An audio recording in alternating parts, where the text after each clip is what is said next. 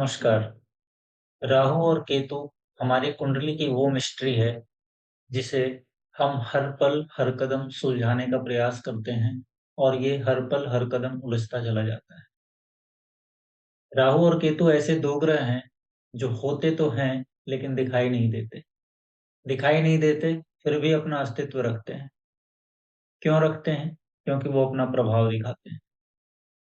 राहु और केतु पृथ्वी और चंद्रमा का जो घूर्णन पथ है, जिस पथ पर पृथ्वी और चंद्रमा घूम रहे हैं और सूर्य के साथ जो उनका संबंध बनता है, वो संबंध, वो जो पथ है, वो एक विशेष स्थान पर एक दूसरे को काटता है। और वो जो स्थान है, उसमें से एक स्थान को हम राहु बोलते हैं और दूसरे को केतु। जब हम कुंडली में राहु और केतु को किसी विशेष स्थान पर देखते हैं, तो हम इस बात का विचार करते हैं कि राहु और केतु किस प्रकार से अपना रिजल्ट दे रहे हैं। हम ये बोलते हैं कि केतु की जो राशि है, वो वृश्चिक राशि है और राहु की जो राशि है, वो कुंभ राशि है। लेकिन ये इन राशियों के को-लॉर्ड हैं, सीधे-सीधे लॉर्ड नहीं कहे जा सकते। आज जो हम बात करने वाले हैं, हमारा टॉपिक आज का रहेगा काल सर्प योग। और मैं आपसे बात करूँगा 12 प्रकार के काल सर्प योगों की। काल सर्प योग हमारी कुंडली का वो हिस्सा है जिसके बारे में कई लोग अपनी सहमति प्रकट करते हैं और कई लोग अपनी सहमति प्रकट नहीं करते। लेकिन जो एनर्जी है राहु और केतु की, जो वो पॉइंट है जहाँ पर रास्ते एक दूसरे को काट रहे हैं, उन रास्तों के बीच जब सारे ग्रह आ जाते हैं, सारे ग्रह उस चुंबकीय क्षेत्र के बीच आ जाने से अपने प्रभाव को राहु और केतु से जोड़कर ही देना शुरू करते हैं। राहु और केतु बहुत कार्मिक प्लैनेट हैं, कर्म से इसका सीधा संबंध है। शनि के ये एजेंट माने गए। कहते हैं कि शनि जिन भी कर्मों का ब्यौरा लेता है, उन कर्मों का फल राहु और केतु के हिसाब से ही देता है, उन्हीं के माध्यम से देता है। तो जब हमारी कुंडली में सारे ग्रह राहु और केतु के बीच आ जाते हैं, तो हम कहते हैं ये राहु और केतु से बनने वाला काल सर्प योग है। आपने देखा होगा कि सर्पों की जो मान्यता है, वो बहुत अधिक है। सर्प महादेव के गले का हार है। नागपंचमी में हम सर्प की पूजा करते हैं और सर्प को सीधे-सीधे मारना पाप करने जैसा माना गया है। कहते हैं कि अगर आप एक सर्प को मारते हैं, तो ये आपकी पीढ़ियों को बर्बाद कर सकता है। इसीलिए इन सब चीज़ों का ध्यान रखा जाता है और यही ऊर्जा जो है, ये भी जब हमारी कुंडली से कनेक्ट हो जाती है, तो कालसर्प योग बना देती है। अब मैं हमेशा एक बात कहा करता हूँ कि जो आप कुंडली लेकर घूम रहे हैं, वो आपकी इस जन्म की कुंडली नहीं है। इसके पीछे कारण भी यही है कि हो सकता है कि इस जन्म में आपने कालसर्प योगों की ऊर्जा क्रिएट की हो, वो अब आपको अगले जन्म में मिले। लेकिन उस बात पर आज हम नहीं जाएँगे। आज हमारा जो मामला है वो है 12 प्रकार के कालसर्प योग। एक बात और मैं आपको बताना चाहता हूँ कि कालसर्प योग को हमेशा लोग जब कुंडली देखते हैं तो ये मानते हैं कि राहु और केतु के बीच आ गए प्लैनेट, अब ये कालसर्प योग हो गया। लेकिन राहु और केतु एक दूसरे से आमने-सामने होते हैं और हमेशा वक्र गति यानी उल्टी गति में चलते हैं। राहु को आप जो सर्प है, उसका मुख मानते हैं और केतु को आप उसका धड़ मानते हैं या पूँछ मानते हैं। तो जब प्लैनेट की स्थिति ऐसी होगी कि राहु के मुँह के अंदर सारे प्लैनेट आ रहे हैं, तभी आप उसको प्रॉपर कालसर्प योग कहेंगे। केतु के साथ आ रहे हैं, तो आप नहीं कहेंगे कि ये कालसर्प योग है। हालाँकि ऊर्जा का जो प्रभाव है, वो दोनों में ही देखने को मिलता है। लेकिन जो राहु के मुख में आते हुए ग्रह हैं, वो बहुत ज़्यादा राहु और केतु के प्रभाव में आ जाते हैं। एक बात और जो विचारणीय है वो ये कि राहु जिस ग्रह के संपर्क में होगा, अगर उसका अंश राहु से कम हुआ, तो राहु प्रभावी रहेगा। जबकि राहु का अंश कम हुआ, तो वो ग्रह अधिक प्रभावी होगा और राहु का प्रभाव कम हो जाएगा। मैं फिर से रिपीट करता हूँ, राहु जिस ग्रह के भी संपर्क में हो, उससे राहु, उसका जो अंश है अगर राहु से कम है तो ये राहु को अधिक प्रभावी बनाएगा। जो दूसरा ग्रह है उसके अंश राहु से कम होने चाहिए, अंश मतलब डिग्री। दूसरा पॉइंट ये है कि राहु से केतु की ओर अगर ग्रह सारे आते हैं तो ये प्रभावी है, केतु से राहु की ओर आते हैं तो ये प्रभावी नहीं।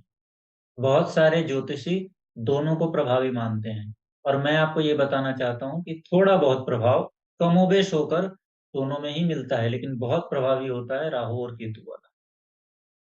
राहु और केतु के योगों से बहुत घबराने की जरूरत नहीं है। ऐसा नहीं है कि ये बहुत सारा अनिष्ट करता है, बहुत सारा बुरा करता है। इस संसार में ऐसे कई लोग हैं जिन्होंने बहुत बड़ी उपलब्धियां प्राप्त की है, बहुत दूर तक गए हैं, बहुत सफल हुए हैं, लेकिन उनकी कुंडली में काल सर्प योग था। तो ये काल सर्प योग एक्चुअली एक कंप्लीट मिस्ट्री की तरह बना हुआ है।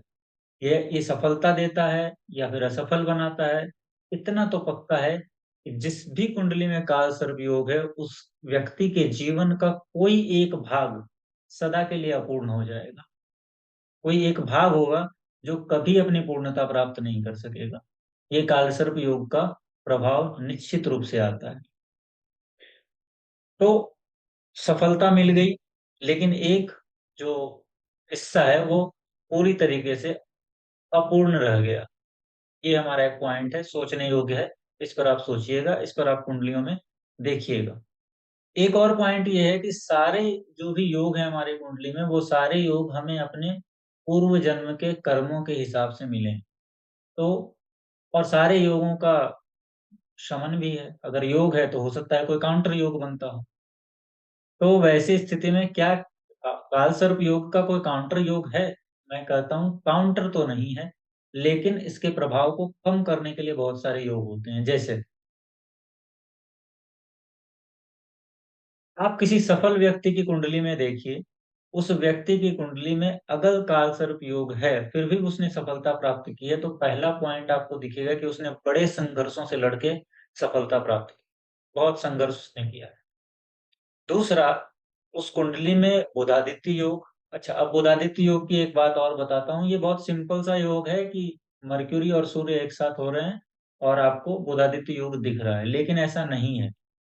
बुधादित्य योग की भी अपनी मिस्ट्री है। अगर आप चाहें तो अभी से पिछली वीडियो जब आप देखेंगे, जो पीछे वीडियो डाली गई है उसमें मैंने बुधादित्य योग की भी बात की है। इस वीडियो के बाद उसको देख लीजिएगा तो उसके भी सीक्रेट आपके लिए क्लियर हो जाएंगे।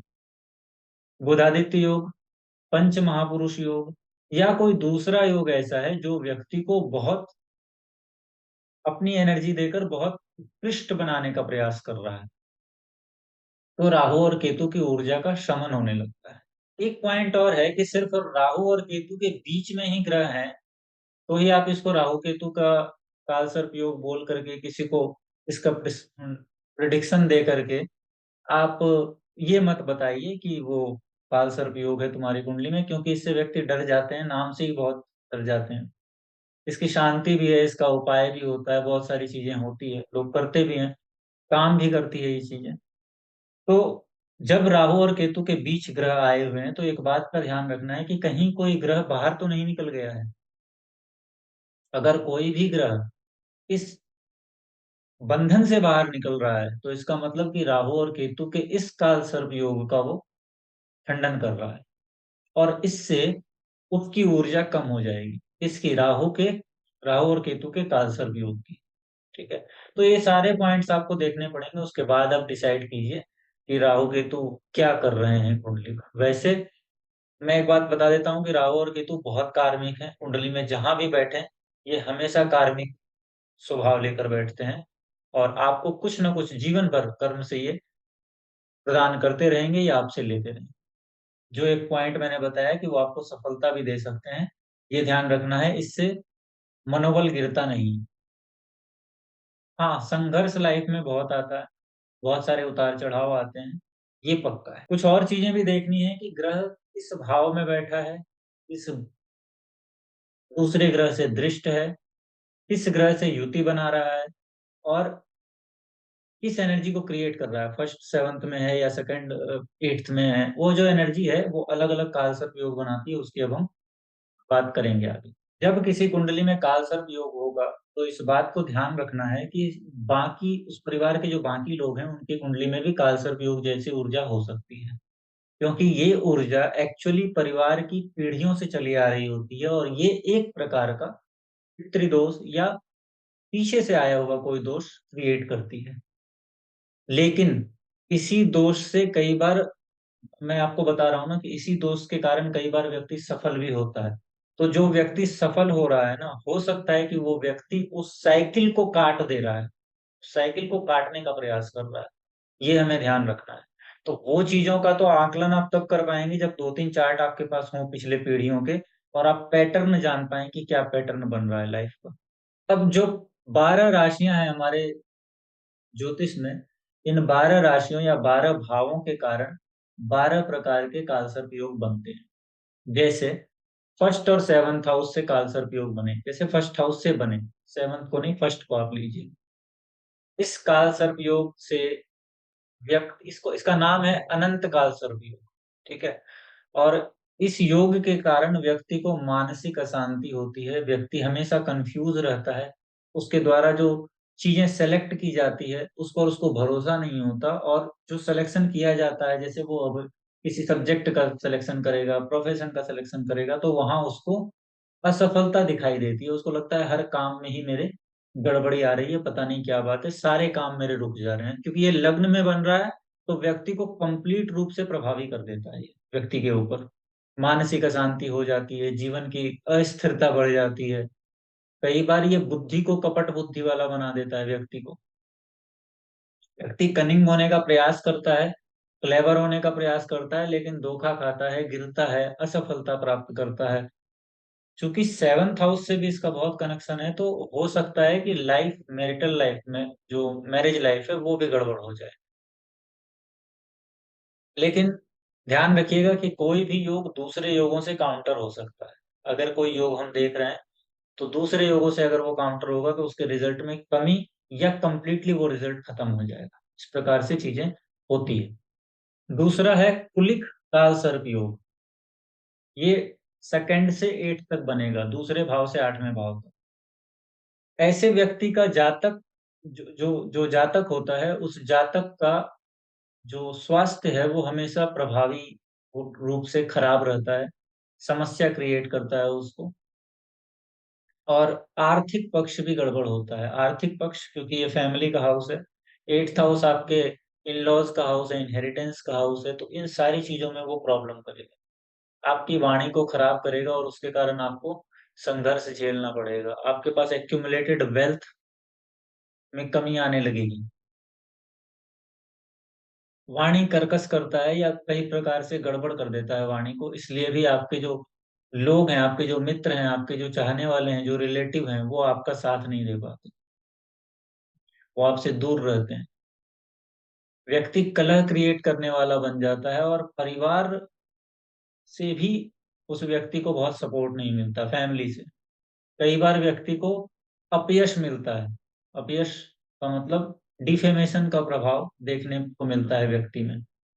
मैरिज में लेट होना, इन लॉज से प्रॉब्लम होना, झगड़ा होना, इनहेरिटेंस का न मिल पाना, शेयर मार्केट में नुकसान होना, ये सब चीजें आ सकती है व्यक्ति को। कई बार जॉब्स का चेंज होना, ये सब चीजें आ सकती हैं। तीसरा है वासुकी काल सर्प योग। ये थर्ड हाउस से 9th हाउस के बीच बनेगा। थर्ड हाउस जिन भावों का है, और 9th हाउस जिन भावों का है, उन भावों को ये इफेक्ट करेगा सारे हाउसेस को मिलाते हुए। जैसे ऐसे व्यक्ति को भाइयों से विरोध, भाइयों से मन मुटाव, अगर प्रॉपर्टी है तो प्रॉपर्टी जो भाइयों के बीच में बट रही है उसमें दिक्कत आती है, पारिवारिक रूप से परेशानी का सामना करना पड़ता है, व्यक्ति घर से दूर रहता है, जो उसके मित्र हैं, जो दोस्त हैं, वो उसके विश्वास पात्र नहीं बन पाते, उस पर भरोसा उनको नहीं होता, या मित्र उनको, उन पे भरोसा नहीं करते। क्योंकि थर्ड हाउस से ये बनेगा तो व्यक्ति को कम्युनिकेशन में बहुत ज्यादा तर्क वाला या कुतर्क वाला बना देता है। उस प्रॉब्लम के कारण व्यक्ति पर कोई भरोसा नहीं करता, क्योंकि ऐसा फील होता है कि वो दो प्रकार की बातें करता है और कुछ भी क्लियर नहीं करता। नौकरी में रुकावटें आना, धर्म के प्रति व्यक्ति का हमेशा शंका वाला रुझान होना, हमेशा शंकित रहना धर्म में, कई बार किसी प्रकार का कानूनी हेर-फेर लगना उस व्यक्ति को, ये चीज़ें होती है।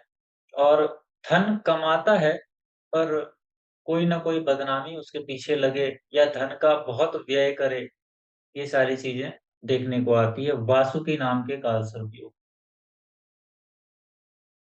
4th हाउस से जो कालसर्प योग बनेगा उसका नाम है शंखपाल कालसर्प योग। शंखपाल कालसर्प योग 4th हाउस से बनेगा तो ये आपकी मानसिक अशांति के लिए बहुत ज़िम्मेदार होगा। 10th हाउस भी आएगा तो ये नौकरी, आपके व्यवसाय, आपका बिज़नेस, इन सब चीज़ों को प्रभावित करेगा। और अगर आप बिज़नेस कर रहे हैं, प्रोफ़ेशन में हैं, तो बार-बार बिज़नेस बदलना, प्रोफ़ेशन बदलना, ये सब चीज़ें होंगी। अगर आपके पास वाहन है, गाड़ियाँ वग़ैरह है, व्हीकल्स हैं, तो उनसे एक्सीडेंट्स का खतरा। कहते हैं कि ये योग व्यक्ति को दिवालिया तक कर सकता है। इसका मतलब कि जो भी है व्यक्ति के पास, वो उस व्यक्ति में ऐसी स्थिति आती है कि वो सब कुछ लुटा दे। अगर परिवार से भी कुछ मिला है, पहले इनहेरिटेंस मिल चुका है, तो भी शायद वो सब कुछ बर्बाद कर दे। ऐसी ऊर्जा ये वाला कालसर्प योग बनाता है। लेकिन जब राहु 4th हाउस में होता है, तो उसका एक नियम है। नियम ये है कि राहु 4th हाउस में जब आएगा तो अपने आप को ठीक करेगा और चंद्रमा को खराब करेगा। चंद्रमा के साथ राहु का बहुत गहरा संबंध है, पहले से ही। तो इसलिए वो ऐसा करता है, तो अपने को थोड़ा ठीक करता है लेकिन चंद्रमा को ज़्यादा खराब करता है। और ऐसी स्थिति में ज़्यादातर समय व्यक्ति स्टेबल नहीं हो पाता, ना लाइफ में, ना प्रोफ़ेशन में, ना मैरिज लाइफ में, क्योंकि ये केंद्र में बन रहा है ना? तो इसलिए ऐसा होता है। पद्म नाम का कालसर्प योग बनेगा 5वें भाव में। 5वाँ भाव आपकी बुद्धि का, आपके शौक का, आपके इंटेलिजेंस का, आपके चरित्र के निर्माण के लिए आवश्यक भाव है। आपके चिल्ड्रन का भाव है ये, आपके बच्चों का। तो 5वें और 11वें में बनेगा ये, तो ये आपको प्रेगनेंसी में प्रॉब्लम, प्रेगनेंसी में लेट, है ना? और संतान सुख की कमी, अगर संतान होती है तो संतान बहुत अनुकूल नहीं हो पाती। व्यक्ति को कई बार प्राइवेट प्रॉब्लम्स, गुप्त रोगों से जूझना पड़ता है। कई बार ऐसे रोग होते हैं जो व्यक्ति के लिए असाध्य हो जाते हैं। कई बार तो ऐसे योग होते हैं जिसका पता ही नहीं चलता। वो 6th हाउस से बनता है तो ऐसा होता है। लेकिन अभी हम 5th हाउस की बात कर रहे हैं। तो जब ऐसे व्यक्ति को रोग होगा तो ऐसे रोग में बहुत ज़्यादा पैसा खर्च होगा। लेकिन 5th और 11th में केतु आएगा। वैसी स्थिति में अगर 2nd हाउस बहुत सपोर्टिव है, तो व्यक्ति के पास धन बहुत होगा। लेकिन वो धन बीमारियों में खर्च होता है। या फिर चिल्ड्रन पर बिना मतलब का खर्चा, और अगर व्यक्ति के कुछ अफेयर्स वगैरह हैं तो उसमें बहुत ज़्यादा खर्चा होना हो सकता है। ये योग 5th हाउस वाला, कहते हैं कि ये पत्नी से विश्वासघात देता है, दोस्तों से विश्वासघात देता है, आँखों में तकलीफ देता है और दुर्घटना होने के बहुत चांसेस हो सकते हैं। व्यक्ति के अंदर जुए की, सट्टे की, लॉटरी की, शेयर मार्केट में पैसा लगाने की खराब लत हो सकती है।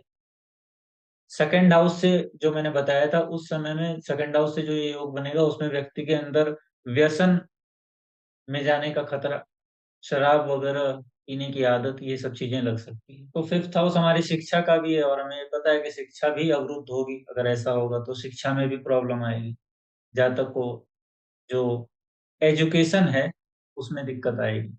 संघर्षपूर्ण जीवन होता है, बहुत संघर्ष करने पर भी थोड़ी-सी सफलता हाथ लगती है और जिस पर व्यक्ति भरोसा करता है, उससे धोखा मिलने के चांसेस बहुत होते हैं, 5th हाउस में भी और 4th हाउस में भी, दोनों में। अब छठे भाव में जो बनेगा उसको हम कहेंगे महापद्म कालसर्प योग, छठे भाव से जो बनेगा। तो केतु 12th हाउस में आएगा और हम कहते हैं केतु 12th हाउस में मोक्ष प्रदान करता है, ठीक है? तो मैं हमेशा कहता हूँ कि केतु मोक्ष प्रदान नहीं करता है, केतु मोक्ष का कारक नहीं है, मोक्ष का द्वार है, ठीक है? और अगर हम कारक की बात करें तो मेरी दृष्टि में कोई भी प्लेनेट आपको मोक्ष का कारक बनकर मोक्ष दिला सकता है। क्योंकि जब व्यक्ति मोक्ष पाने तक पहुंचता है तो वो प्लेनेट की पहुंच से बहुत दूर निकल जाता है। ये बात असली बात है। खैर आते हैं महापद्म काल सर्प योग पे। छठे से 12वें के बीच ये बनेगा और इसमें व्यक्ति के अंदर पत्नी से विच्छोह, वाइफ से कलह होती है। सिर्फ वाइफ से नहीं, स्पाउस से कलह होती है। स्पाउस के साथ बहुत मेलजोल नहीं हो पाता, कई बार डाइवोर्स की सिचुएशन बनना। सिक्स्थ और ट्वेल्थ के बीच जो ये केतु के कारक वाला मामला है ना, मोक्ष के कारक वाला मामला, ये असल में व्यक्ति को बहुत परेशान करता है। ये स्थिति ऐसी बनती है कि व्यक्ति संसार के अंगूरों को नहीं प्राप्त कर सका तो वो कहता है कि संसार के अंगूर खट्टे हैं, अब मुझे मोक्ष के अंगूर खाने हैं। तो वो संसार से भागा हुआ व्यक्ति होता है, क्योंकि वो संसार में बहुत कष्ट झेल रहा है, दुख झेल रहा है। तो इससे ये पता चलता है कि व्यक्ति के अंदर आत्मबल नहीं है समस्याओं को झेलने के लिए, पहला पॉइंट। दूसरा, कि वो अनजाने शत्रुओं से घिरा रहता है। अनजाने शत्रु सिर्फ इंसान नहीं होते, उसके भीतर, क्योंकि छठा भाव षड्रिपुओं का है, हमारा छठा भाव, तो उसका काम, क्रोध, लोभ, मोह, ईर्ष्या और अहंकार, ये सब चीजें उसे इतनी परेशान करती है कि वो न संसार का हो पाता है, न संसार के बाहर का। इसलिए वो मोक्ष के लिए बहुत पीड़ित होता है। और जब वो सुनता है चारों तरफ कि मोक्ष मिलेगा, मोक्ष मिलेगा, तो वो ये कहता है चलो यहाँ से निकलेंगे, मोक्ष को जाएंगे। असल में वो मोक्ष में भी इसी प्रकार के आत्यांतिक उच्चतर सुखों की कामना कामना कर रहा होता है। कामना सारी वही है, यहाँ सुख नहीं मिला तो वहां भोग लेंगे, इसलिए उसको मोक्ष चाहिए। और ऐसी स्थिति में कई बार वो षड्यंत्रों का भी शिकार हो जाता है। दूसरे लोग जो उसके जानने वाले हैं, पहचानने वाले हैं, या कोई शत्रुता रखता है, ईर्ष्या रखता है, वो लोग षड्यंत्र करते हैं तो उसको लाइफ में बहुत प्रॉब्लम आती है। सातवें भाव से जो योग बनेगा वो बनेगा तक्षक काल सर्प योग। सेवंथ से फर्स्ट के बीच ये बनता है, तो व्यक्ति और व्यक्ति का सारा संसार करीब करीब इसमें आ जाता है। इसमें सबसे ज्यादा प्रभाव वैवाहिक जीवन पे पड़ता है। आपका वैवाहिक पार्टनर कलहप्रिय हो सकता है, उस पर भरोसा करना आपका मुश्किल हो सकता है। वो चार प्रकार की बातें बोलता है, जो बोलता है उसमें सच्चाई नहीं होती है, उसके कारण आपको प्रॉब्लम आती है। बीमारियां ऐसी हो सकती है जो असाध्य हो। छठे में बीमारियां होंगी, सातवें में बीमारियों का इंटेंसिफाई होना बढ़ेगा, और एट्थ में वो कंप्लीट इंटेंसिफाई होगी। इस प्रकार से ये चीजें चलेगी। तो अगर सेवंथ और फर्स्ट के बीच बनेगा तो आपका प्रमोशन बहुत बार रुका हुआ रहेगा, प्रमोशन नहीं होगा, आपको जीवन में सफलता, आगे नहीं बढ़ेंगे आप। सफलता का मतलब है कि आप में प्रोग्रेस नहीं होगी। और हर समय मानसिक अशांति के लिए कोई ना कोई एक कारण उपस्थित रहेगा आपके सामने। अब आठवें घर से जो बनेगा उसको आप कहेंगे करकोटक काल सर्प योग। करकोटक काल सर्प योग, ठीक है। ये एट से सेकंड के बीच बनेगा तो आपकी फैमिली, आपके इनहेरिटेंस, आपको गुप्त रोग दे सकता है, आपको मूत्रों से संबंधित रोग दे सकता है, मूत्र संबंधित रोग, आपको प्राइवेट रोग दे सकता है। फीमेल है तो फीमेल को, मेल हो गए तो मेल। जहाँ तक वो एक्सीडेंट, दुर्घटना से कष्ट, या फिर कोई ऐसा रोग जिसका उसको पता ही नहीं चलता है, निरंतर वो रोगों में रहता है। इस योग के बारे में कहा जाता है, जब ये कर्कोटक काल सर्प योग होता है तो कहते हैं कि ऐसे व्यक्तियों के ऊपर बाहरी एनर्जी के प्रभाव बहुत पड़ते हैं, जैसे ऊपरी बाधा हो गया, या नजर लग जाना हो गया, या फिर दूसरी कुछ चीजें, तंत्र वगैरह का प्रयोग हो जाना हो गया, इन सब बातों को कहा जाता है। लेकिन मैं आपको यही सजेस्ट करूंगा कि जब आपको कोई भी व्यक्ति इस तरह की चीजें प्रिस्क्राइब करता है तो आप एक बार सोचें जरूर, विचार जरूर करें, सीधे सीधे भरोसा ना करें। तो सेकंड और एट्थ के बीच बन रहा है तो ये पक्की बात है कि आपका आर्थिक नुकसान होगा, आपका व्यापार में नुकसान होगा। और मैंने देखा है कि सेकंड और एट्थ के बीच बनने वाला कालसर्प योग कई बार ऐसी व्यक्ति को सफलता देता है कि व्यक्ति बहुत पैसा कमाता है, और सिर्फ पैसा ही नहीं कमाता, घर बनाता है, पैसा कमाता है, सफलता प्राप्त करता है, लगातार प्रमोशन प्राप्त करता है।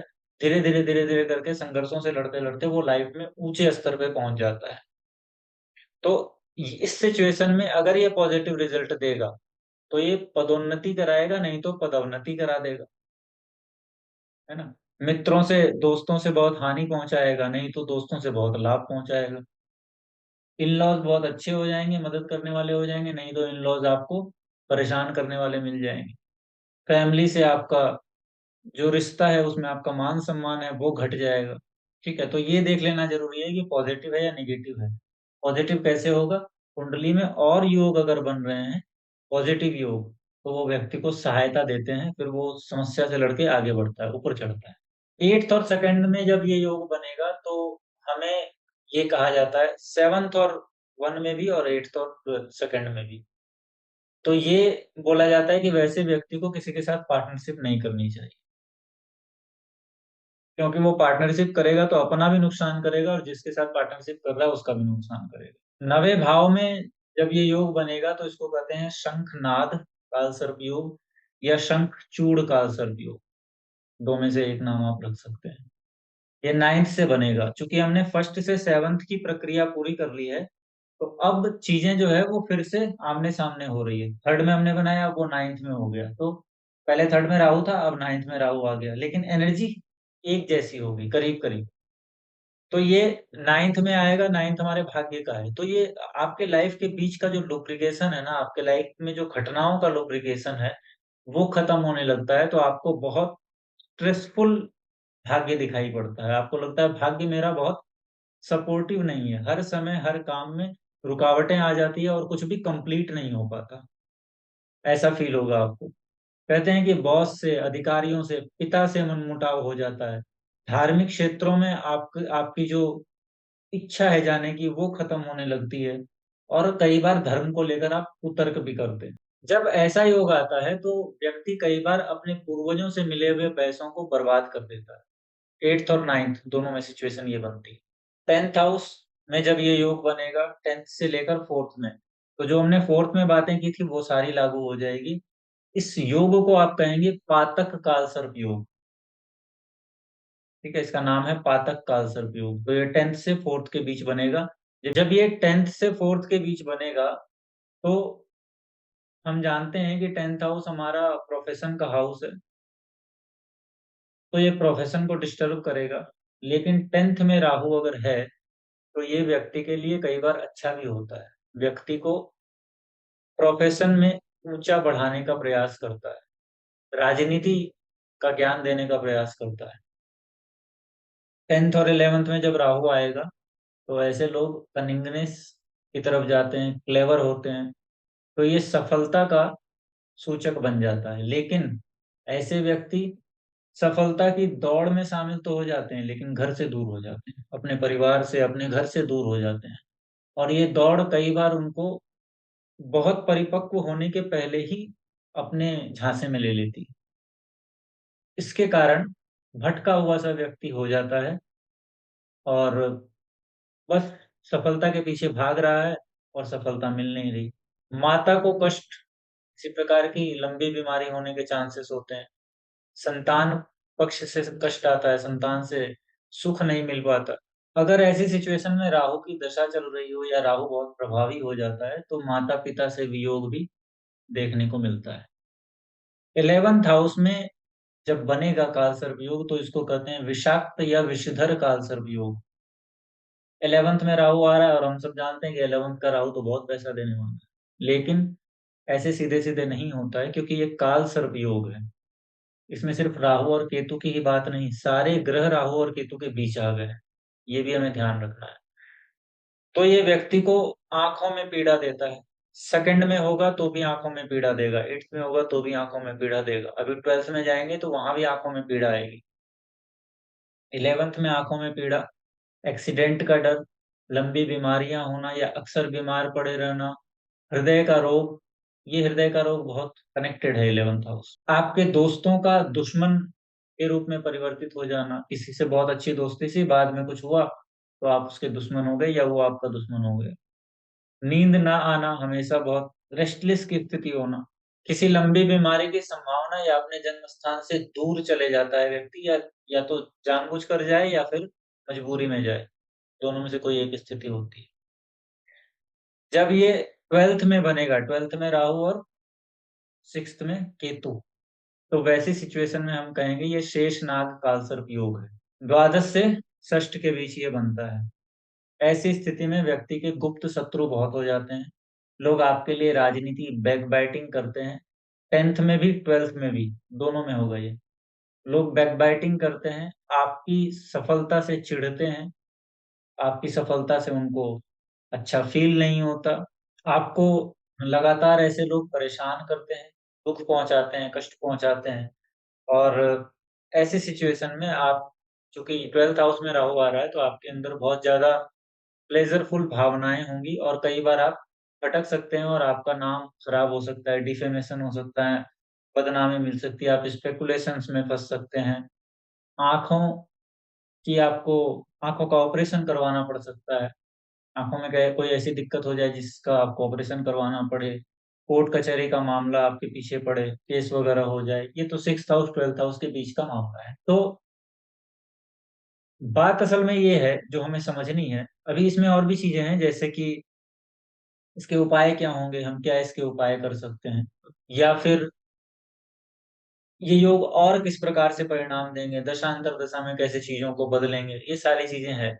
मैंने जो आपको आइडिया दिया है वो इनके नाम और नाम के साथ इनका जो प्रभाव है उसका आइडिया दिया है। ये वीडियो बहुत बेसिक हो सकती है, लेकिन जब आप इसको बहुत अच्छे तरीके से जांचेंगे, परखेंगे और प्रयास करेंगे कुंडलियों पर चेक करने का, तो आपको बहुत चीजों के नए रिजल्ट भी पता चलेंगे और बहुत चीजों का नया ऑब्जर्वेशन भी पता चलेगा। कैसे कालसर्प योग बहुत सफल बनाता है, बहुत ज्यादा सफल बना देता है व्यक्ति को, अगर वो सफल बनाए। तो ये सब कब होता है, ये तब आपको पता चलेगा जब आप कुंडली देखें सफल लोगों की, और आप उसमें उतरें, आप देखें कि दूसरे कौन से योग हैं जो सपोर्टिव हैं। क्योंकि जो एनर्जी डिस्ट्रक्ट करती है वो एनर्जी पावरफुल है। बस उसके स्थान को, उसका उसकी जो चाल है उसको बदल देना है, वो डिस्ट्रक्ट से कंस्ट्रक्ट करने लगेगी। ये बात है। तो आप अब चेक कीजिए इसको। ठीक है। आशा है कि आपको वीडियो पसंद आई होगी। जाइएगा अभी पीछे की वीडियो में बुधादित्य योग की वीडियो देख लीजिएगा, और आगे फिर हम किसी नए टॉपिक पे बात करेंगे। अगर हो सका तो मैं इस काल सर्प योग का जो उपाय वगैरह बताया गया है, शास्त्रीय उपाय, उसकी मैं बात करूंगा नेक्स्ट वीडियो में। नहीं तो फिर हम और किसी टॉपिक पर बात करेंगे। Thank you.